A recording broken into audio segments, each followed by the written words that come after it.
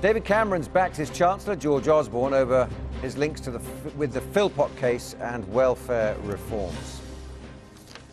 Now, let's get more on the Prime Minister's endorsement of the Chancellor's controversial comments. Harry Cole, contributing editor of The Spectator, and Owen Jones from The Independent are both in our central London studios. Gentlemen, thank you both for joining us. First of all, Harry Cole, it is a risk, isn't it, if you personalise your policies like that? No, I don't think it is a risk at all. I think that any sane reaction to that story is just beyond belief. There we have a extremely sick, evil, twisted individual who was allowed to get away with this horrendous crime. And I think it's only natural that the immediate reaction to that is to obviously grieve the children that were lost, but then to look at the wider concerns around this case. And I think that talk of hijacking and politicising this story is a little bit hysterical. There are people who want this story shut down, people who want to defend, for whatever ideological reasons, the status quo and the current welfare systems.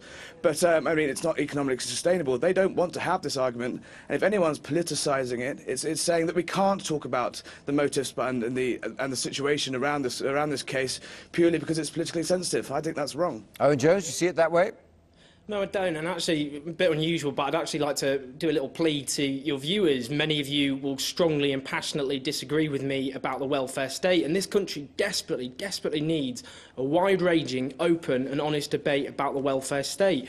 We've got to ask ourselves how we've come to this point, where the deaths of 6 little kids, their lives stolen away from them by a monster, that issue has been hijacked by the Prime Minister, by the Chancellor of the Exchequer and by a large section of the gutter press. This man says nothing about the welfare state as much as Harold Shipman says anything about doctors, or indeed last week when Stephen Seddon, a man who killed his parents in order to claim £230,000 worth of inheritance, says about inheritance. We need a debate about the welfare state, but let's separate it from individual horrific tragedies like this, because frankly it is demeaning and degrading for those who have done so, and they have, frankly, need to ask themselves a lot of very searching questions at this time. Fair point, Harry Cole. There is an element of cashing in on public attention, surely. Well, I think it's fascinating to see Owen finally accept that perhaps using, in his words, the politicisation of individual cases to make a wider point is demeaning and degrading. Owen's built his entire career on taking the nearest stick he can find to bash the government around the head to represent his own point of view. You read any of his columns or watch any of his TV appearances, he will take a spurious case and use it to attack the government. If he's going to allowed to make personal politicisation points, how come no one else is? If you look at his, when I last saw him on television, it was on Question Time. He was going up against Ian Duncan Smith, and he listed a name of suicide victims who had killed themselves. Apparently, according to Owen, was because of loss of Harry welfare. Cole, I think Owen should reply to that. Harry, I should answer that because that's an outright lie, an outright falsification. Let me finish. I didn't name a single person who had killed themselves over Atos or anything else. The point I made about Atos was that people were being found fit for work who were clearly very ill,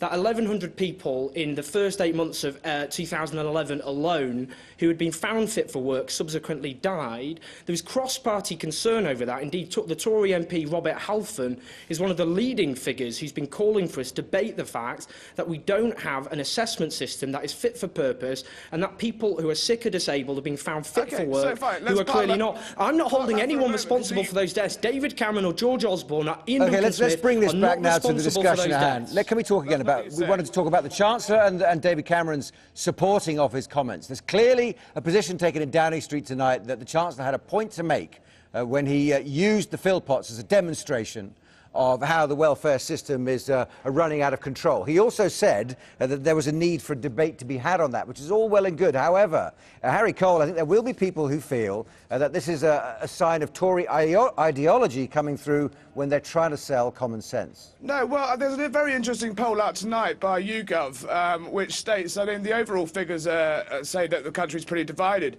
But if you look at the figures for the northern region, actually 49% of people think that there is a debate to be had in benefits were a part of this case, and 48% disagree. So obviously the country is divided on this. I don't think we should be shutting down the debate right now. We've been trying to talk about this Phillpot chap for 10 years. He was on the Jeremy Carr show. He was on a documentary with Anne Whitcomb. And this conversation needs to be had. The conversation about long-term dependency. And he may be an extreme example, but I think that we shouldn't just shut down the debate purely because it's sad. The point, by the way, this idea it's to do with welfare dependency is completely wrong for one other key reason. Because many of the benefits... Be quiet, Harry. You can apologise for making my position later. But the point he made, the point about this family, is many of the benefits they were receiving, in fact, the bulk they're alleged to get, are in-work benefits, tax credits, because the women were in work. This, again, says nothing about welfare dependency. Let's have a debate about the welfare state. Let's talk about welfare spending, the fact we spend billions of pounds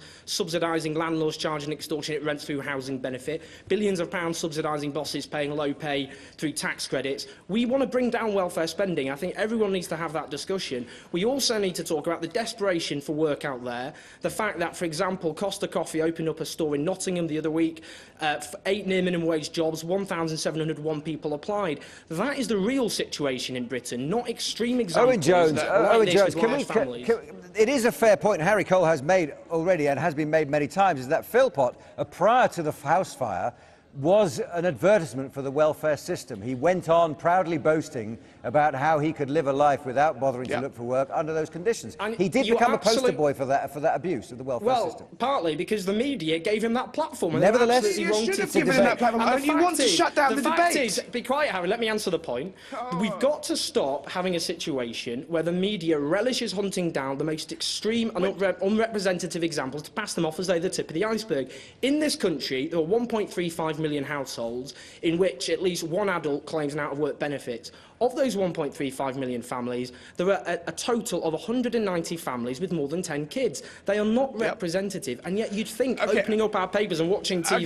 Harry Cole, final thought for you, Harry Cole. That is thousands of children who we need to have to work with. And what about the families of 5 and 6 and 7 or 8 children? You're very good at manipulating the statistics when you need to, but at the end of the day, you want to shut down this debate. Don't patronise me by saying that you want to have an open conversation about these things, when all you want to do is protect the status quo. No, I don't want to defend the status quo. I've told you I want to bring down welfare spending by stopping subsidising landlords, by subsidising bosses with low pay, and also to create proper, secure, full-time jobs. There are 6.5 million people in this country, according to the Joseph Rowntree Foundation, who are looking for full-time work who can't get it. OK, Owen Jones, I've got to stop you there. Briefly, 15 seconds. Harry Cole, can you just, your final thought, Harry Cole? Well, I just look forward to Owen actually having a reasonable conversation for once, and maybe he can sort of calm down a little bit when it comes to throwing allegations around in his columns. Gentlemen, thank you both. Noble sentiments from both sides. We would like to continue the conversation. However, we do have other news to get through. Harry Cole and Owen Jones, thanks again for coming on this afternoon to talk about this.